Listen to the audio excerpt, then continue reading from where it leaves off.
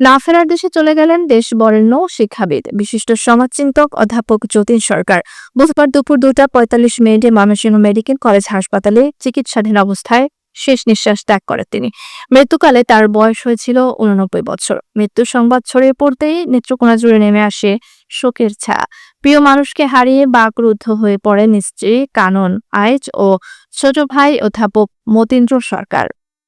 কি বলবো, বলার তো সবই শেষ। কি বলবো আমি, কিন্তু কিন্তু আমার সঙ্গে তো কথাই হইল না। আমার সঙ্গে তো কোনো কথাই হয় নাই।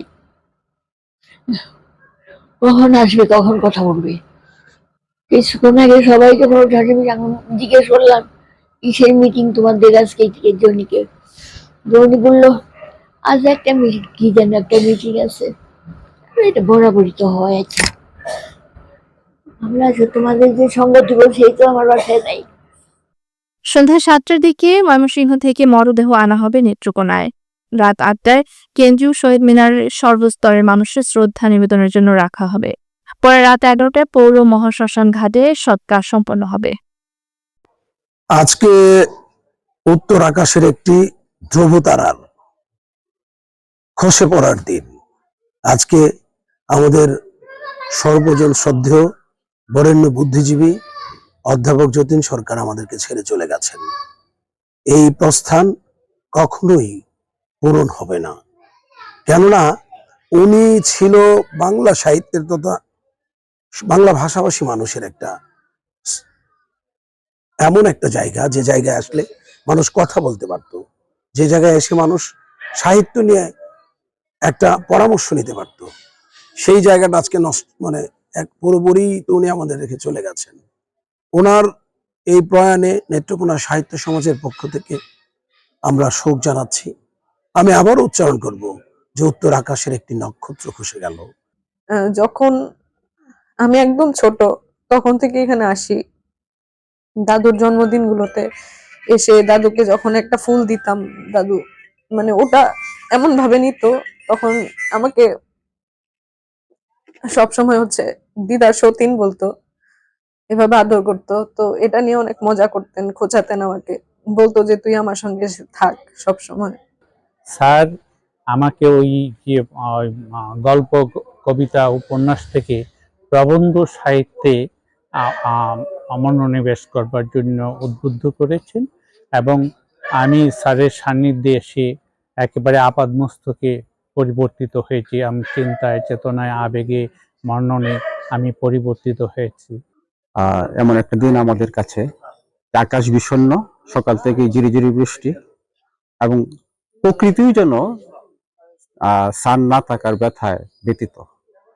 এবং আপনারা যে স্যারের যে এই যে রুম দেখছেন, আমি ওই যে খায়রুল হক অধ্যাপক, এদিকে আর এক অধ্যাপক একলাসউদ্দিন, অধ্যাপক খন্দকার অলিউল্লাহ, অধ্যাপক সুমন কুণ্ড, কিংবা আরো যারা আছে, তারা ছিলাম স্যারের আমরা সর্বশেষ এইখানকার আড্ডার ছাত্র। আমরা প্রতি সপ্তাহে একদিন আসতাম। স্যারের এই অসুস্থ হয়ে ঢাকা যাওয়ার 1 সপ্তাহ আগ পর্যন্ত আমরা এখানে প্রতি সপ্তাহে কিংবা 10 দিন অন্তর অন্তর আসতাম। 1936 সালে নেত্রকোনার কেন্দুয়া উপজেলার চন্দপাড়া গ্রামে জন্ম নেওয়া যতীন সরকার ছিলেন প্রাবন্ধিক, গবেষক ও একনিষ্ঠ শিক্ষক।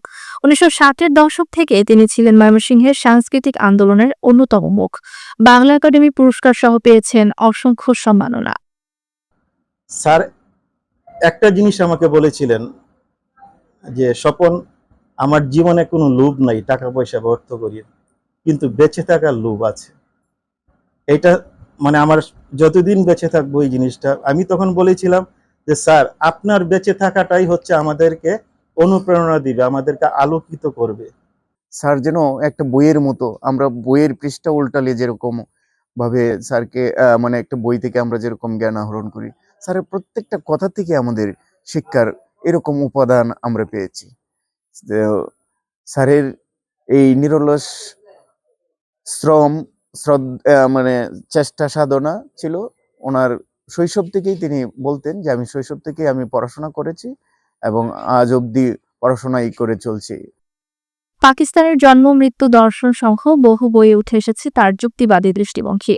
মানবাধিকার ও অসাম্প্রদায়িক সমাজ গঠনের আহ্বান। শিক্ষা ও সাংস্কৃতিক বাতিঘর অধ্যাপক যতীন সরকার না থাকলেও তার লেখা, চিন্তা ও আদর্শ থাকবে প্রজন্মের পর প্রজন্মের অনুপ্রেরণা হয়ে। অধ্যাপক যতীন সরকারকে শেষ বিদায় জানাতে নেত্রকোনা আজ প্রস্তুত, আর তার অবদান চিরকাল স্মরণ করবে বাঙালি। শিক্ষা, সংস্কৃতি ও মানবিকতার মেলবন্ধন ঘটানো এই মানুষটির প্রস্থান এক অপূরণীয় ক্ষতি।